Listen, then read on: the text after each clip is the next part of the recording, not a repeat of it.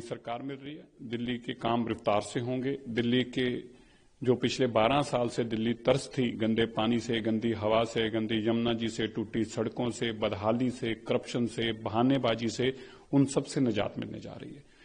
और हमें इस बात की भी खुशी है कि हम अगली अपनी आने वाली जनरेशन के लिए एक अच्छी दिल्ली दे पाएंगे।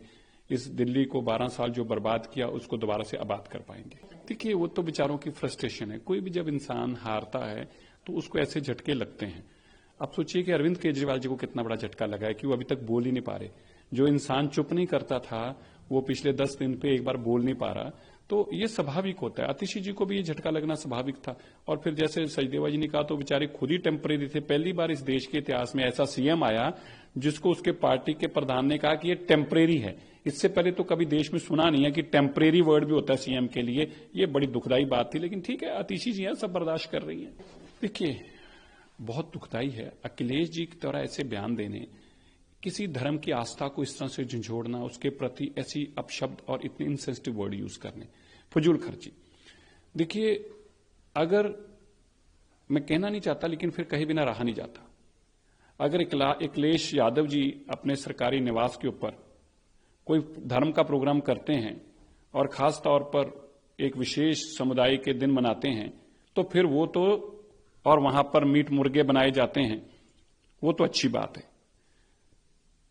और अगर एक धर्म की आस्था के लिए 144 साल बाद आए कुंभ को मनाया जाता है तो वो फजूल खर्ची इनको लगता है, क्योंकि इनको तो केवल और केवल एक ही धर्म दिखता है, उसके अलावा इनको कुछ दिखता नहीं है। सर, कल सीसी थी, तो क्या करें? अब नहीं बनता तो शोर मचाते हैं, बनाया क्यों नहीं? बनाते हैं तो रातों रात क्यों बनाया? तो और कैसे करते? तो क्या होता है, मैं तो समझना चाहता हूं उनसे, रातों रात क्या होता है? मतलब एक इलेक्शन कमिश्नर हैं, उनको प्रमोट होकर उन्होंने सीईसी बनना है तो उनको प्रमोट करना है, और इसको कह दिया रातों रात क्यों बनाया? तो अब करेंगे नहीं तो कहेंगे बनाया क्यों नहीं? अरे आप लोगों के तो लीडर ऑफ ऑपोजिशन है, ये तो हम ही कानून लाए।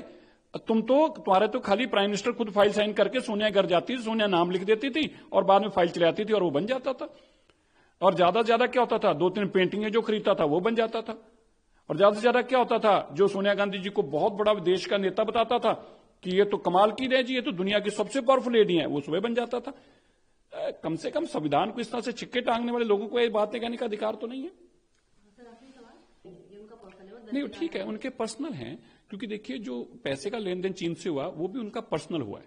सैम पित्रोडा जी के जो लीडर हैं राहुल गांधी जी, वो पैसे भी जो लिए गए थे वो राजीव गांधी ट्रस्ट में लिए गए थे, वो कोई पार्टी ने तो लिए नहीं थे। तो सैम पित्रोदा जी तो वही बोलेंगे जो राहुल गांधी जी का व्यू होगा, जो सोनिया गांधी जी का व्यू होगा।